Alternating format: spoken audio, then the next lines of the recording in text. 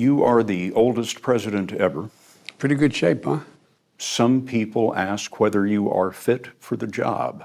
I wonder what you think. Watch me. I mean, honest to God, that's all I think. Watch me. If you think I don't have the energy level or the mental acuity, then you know, that's one thing. It's another thing of just watch and you know, keep my schedule. I don't, when I sit down with our NATO allies and keep them together, I don't have them saying, wait a minute, how old are you? What did they say? How would you say your mental focus is? Oh, it's focused. I haven't, look, I have trouble even mentioning, even saying to myself, my own head, the number of years. I mean, it's just not, I haven't observed anything in terms of, there's not things I don't do now that I did before, whether it's physical or mental or anything else. This is Joe Biden, the President of the United States. During the beginning of his term in office, the Washington Post kept a running tally of the false and misleading claims that Biden made during his first 100 days. And according to their tally, Joe made 78 misleading claims. And not including days on the weekend where Biden didn't have anything scheduled, that's more than one misleading claim a day. So you'd think that they'd have enough material to keep going. For President Trump, on the other hand, they kept an up-to-date database for the majority of his term, listing nearly everything that Trump said as false or misleading. Here are a few examples. Unemployment fell to its lowest level in nearly 10 years last month, and we created 211,000 new jobs. So the unemployment rate for April 2017 was 4.3% and had not been lower since May 2007, when it was at 4.4%. And for the month of April, 211,000 new jobs were created. So if everything about Trump's statement is 100% accurate, then why did the Washington Post label it as false or misleading? Because when campaigning for president, Trump repeatedly claimed the real unemployment rate was 42%, not under 5%, and dismissed monthly job gains of 200,000 as insignificant. Now you can say that he's contradicting himself, but you can't objectively say that anything in the statement is false or misleading. That's just pure garbage. The reason I am staying in Bedminster, New Jersey, a beautiful community, is that staying in New York City is much more expensive and disruptive. Meetings. So how is this false and misleading? Trump claimed he was at the Trump Golf Club in Bedminster, New Jersey for meetings, but an Instagram user captured a photo of him playing golf that day. So you can't have a meeting on a golf course? Sure, okay. And how does one photo on Instagram account for the president's entire day? Really, there's no fact checking here. I am proposing actually the single largest tax cut in American history. But the Post marked this as false or misleading because Trump hasn't released a detailed plan yet, but this is a dubious claim. So if there aren't details of a proposal, then how can anyone say that it's false or misleading? No politician in history, and I say this with great surety, has been treated worse or more unfairly. So, what's the reasoning for labeling this false or misleading? 4 presidents have been assassinated. What the f***? So the Washington Post's analysis on Trump's false statements was pure trash, obviously. And in the meantime, Biden makes false and misleading statements all the time. And the Washington Post is just like, huh? What? For example, remember Joe Biden's claim about inflation for the month of July? Actually, I just want to say a number. 0. Today, we received news that our economy had 0% inflation in the month of July. 0%. So Biden is referring to the Consumer Price Index, or CPI, which is the average change in prices paid by consumers. The CPI takes a look at the price of food, energy, commodities, and services. And in July, the average, when considering the totality of all these items, came out to 0.0%. But to say that there was zero inflation is untrue, because prices increased for food, energy services, commodities, new vehicles, medical care commodities and medical care services, and shelter. The result, zero inflation last month. At best, that was a very misleading statement, which means that the Washington Post could have easily published a fact check on the issue, but of course they didn't.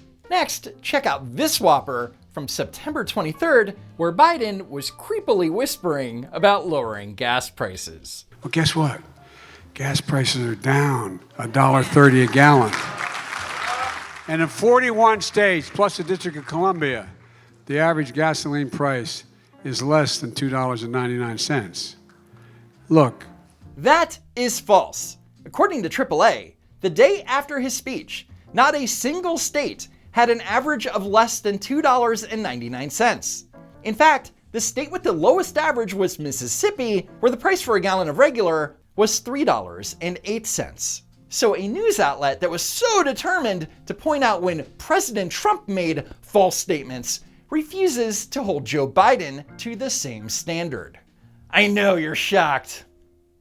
So let's talk about a false story, i.e. a lie, that Biden has told numerous times this year. A lie that no one, not a single outlet, has investigated or fact-checked. But before we can get into it, I have to set it up. So let's go back into history a little bit. In February 2014, then Vice President Biden spoke at 30th Street Station in Philadelphia, Pennsylvania, about infrastructure. We need all modes of transportation. We need to modernize it in order to compete. If I blindfolded someone and took him at 2 o'clock in the morning into the airport in Hong Kong and said, "Where do you think you are?" They say, "This must be America. It's a modern airport." Actually, if Joe Biden blindfolded me, I'd be fearing for my life. If I took you blindfolded and took you to LaGuardia Airport in New York, you must think I must be in some third world country. No, I'm not joking. Now, for almost 2 decades, LaGuardia Airport suffered from neglect. This is largely because the Port Authority of New York and New Jersey, who operates the airport, was focused on rebuilding the World Trade Center complex. Now, Biden's comment was newsworthy because at the time, LaGuardia Airport was in fact in bad shape. Vice President Joe Biden is known for his love of Amtrak, but this morning he's drawing attention for what he said about one of the nation's biggest airports. He compared New York's LaGuardia Airport to a, quote, third world country. The vice president's claim is not precisely true. The same as an airport in a developing nation? Hardly. Comparing LaGuardia to an airport in a third world country really wasn't constructive in any way and was a wild exaggeration. In other words, it was false. Typical Joe Biden. And what Biden didn't mention was that New York State had previously announced that they were investing $3.6 billion to overhaul the airport and that they were taking control of the project. Anyway, skip to 7 years later to the IBEW convention in Chicago, where Biden made the following claim. You know, some of you may remember, if you're from New York City, when I was vice president, I landed there to meet with a group to go in and speak to a union convention. Came back out to LaGuardia, and when I was in there, I said, and I walked into the terminal, and there was a sign, one of the escalators wasn't working. It's the God's truth. And I'm sure you know by now that when Joe Biden says that something is the God's truth, it's almost always a lie. And this time was no exception. Let me explain. When the president or vice president visits a city, a C-17 transport plane containing their motorcade is flown in ahead of time, usually the day before. So when the vice president gets off of Air Force 2, that motorcade is waiting for them on the tarmac. But what Biden claimed is that when he was vice president and landed at LaGuardia Airport, they made him walk through the terminal to get to his vehicle. I'm surprised he didn't say that they made him pick up his luggage at baggage claim. And then, while supposedly walking through the terminal, Biden saw a sign on a broken escalator. I looked up, the escalator said, "will be fixed in 1 month." So I made a comment about that at the union I spoke to and the group I spoke with. And it made instant news. Biden was criticizing. Okay, first off, when Biden made this newsworthy comment about LaGuardia, he wasn't speaking to a union in New York City. He was at a train station in Philadelphia to unveil a new Amtrak City Sprinter electric locomotive. And for clarity, no, there is no separate news story about Joe Biden giving a speech to a union in New York City and then bitching about LaGuardia Airport. It doesn't exist because it never happened. Here's what I said. I said, if I took you to an airport, blindfolded you, put you in an airport in Beijing and one in New York, and I said to you, where are you, Beijing or New York? You would have thought the Beijing airport was the American airport with no one in it. Not a joke. But that's not quite what he said. If I blindfolded someone and took him at 2 o'clock in the morning into the airport in Hong Kong, in Beijing, Hong Kong. Beijing, Hong Kong, same difference. and guess what? As I went back to get an Air Force Two, I'm standing there and I get out of the vehicle and I'm on the runway. Stop. So according to Biden, when he got off the plane, they made him walk through the terminal to get to his motorcade. But when he was heading back, they dropped him off on the runway. That makes zero sense. And I'm on the runway and there's 9 guys and 2 women with their yellow, bibs on, everything, worked at the airport. I thought, oh God, I'm not going to get up on the train, up on the plane. You know what they said? Thank you. So Biden's timeline is that he flew to LaGuardia Airport in New York, gave a speech to a union where he made that third world airport comment. And then he went back to LaGuardia where he was met by a bunch of workers that somehow had heard about what he said at the union speech. Right. When union workers are on the job, projects are completed efficiently and professionally, and they ultimately save money. So the irony here is that at the same time he's praising the unions for being efficient and professional, he's complaining about the supposed time it's going to take to repair an escalator, not considering that those workers belong to the local IUEC. So either unions are great at completing projects, or it's going to take them forever to fix something. You can't have it both ways. So anyway, that wasn't the only time he's told this story. I remember when I was vice president, I was flying into New York to make a speech, and I landed in New York in Air Force Two in LaGuardia Airport. As I was walking through the terminal to get out to the vehicles, there was a sign on an escalator going to one of the gates saying that out of order, fixed in 2 months. Not a joke. So which is it, Joe? Did the sign say fixed in 1 month or fixed in 2 months? It said, will be fixed in 1 month. Fixed in 2 months. He's so angry about an escalator being broken. If only he cared half as much for his son Hunter. At that time, I said it took the average person, dropped them off, as I said, in LaGuardia or anywhere else, they'd wonder where in God's name they were. But look, they'd probably think they weren't in America if they didn't know better.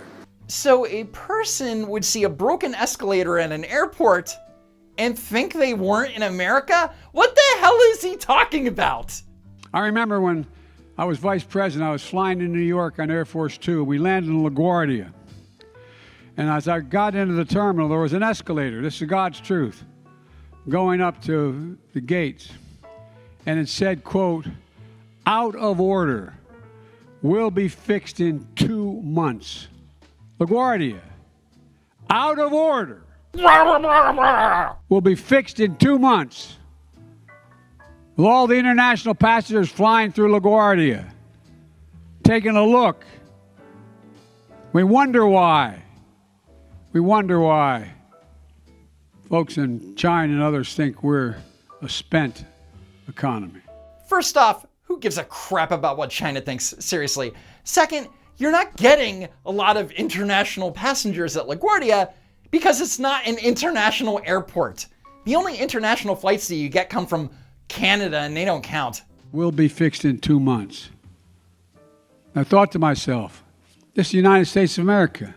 Now, I don't know why he keeps bringing up this supposed incident that happened to him at LaGuardia nearly a decade ago, because since then, LaGuardia has undergone a major transformation. And so far, the results are pretty spectacular, and the airport is almost completely renovated. Oh look, working escalators.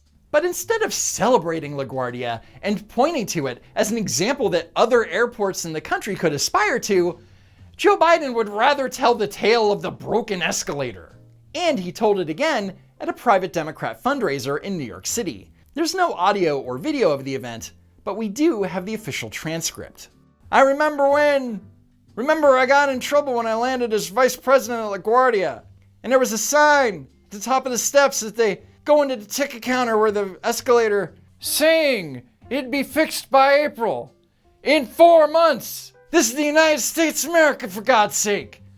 What the hell are we doing? What have we become? So first it was 1 month, then it was 2 months, and now it's 4 months to fix an escalator. Those damn unions. But with this version of the story, he was much more specific with timing.